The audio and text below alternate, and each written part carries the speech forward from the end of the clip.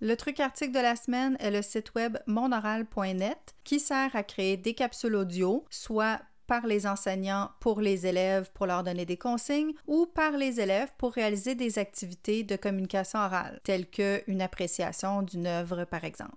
C'est entièrement gratuit et accessible sur différentes plateformes et différents navigateurs. Sachez que si vous utilisez un iPad ou iPhone, vous devez absolument prendre le navigateur Safari pour que le micro fonctionne. Sur la page d'accueil de monoral.net, on peut directement s'enregistrer sans même se créer de compte pour obtenir un fichier à télécharger. Étant donné qu'on n'a pas créé de compte ou quoi que ce soit, il n'y a rien qui est sauvegardé à l'intérieur de la plateforme. Pour distribuer des activités ou des entraînements aux élèves, on doit, en tant qu'enseignant, se créer un compte. Les élèves n'ont jamais besoin de se créer de compte, ils n'ont qu'à utiliser le lien web ou le code qui a été donné par l'enseignant. C'est très important de savoir que vous devez utiliser votre adresse académique pour garder votre compte actif. Une fois que vous êtes connecté à votre compte enseignant, vous avez maintenant accès à la console qui, elle, vous permet de créer des activités ou des entraînements de type examen qu'on ne peut faire qu'une seule fois. On peut aussi créer des commentaires audio qu'on distribuera aux élèves. Alors, ça peut être pour donner des consignes, des explications ou commenter un travail qui a été réalisé. Quand on clique sur le nom, on a accès aux activités que nous avons réalisées et on clique sur le plus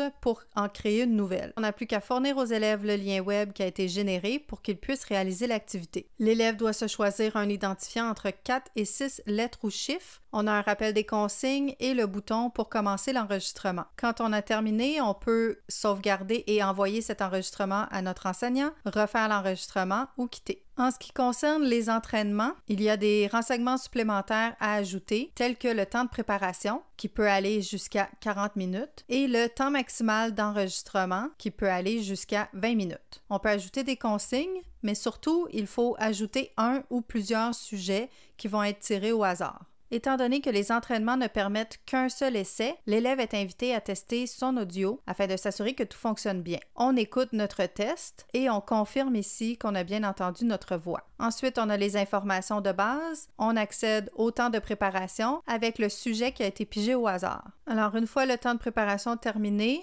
le chronomètre du temps de communication orale est commencé. Donc, on enregistre et ici, on n'a pas la possibilité de refaire l'enregistrement. On peut toutefois télécharger une copie MP3 de notre capsule. Du côté de l'enseignant, on voit ici que 2 élèves ont réalisé l'activité. On voit le sujet qui a été pigé, la possibilité de télécharger le fichier et d'ajouter un commentaire. Enfin, les enseignants peuvent créer des commentaires audio. Ces capsules audio peuvent être partagées de différentes manières, c'est-à-dire avec un lien web, avec un fichier MP3 ou un code QR. Et ça peut même être intégré dans une page HTML. Sachez que les enregistrements des élèves ne seront conservés que 3 mois et que les enregistrements des enseignants peuvent être conservés jusqu'à 2 ans.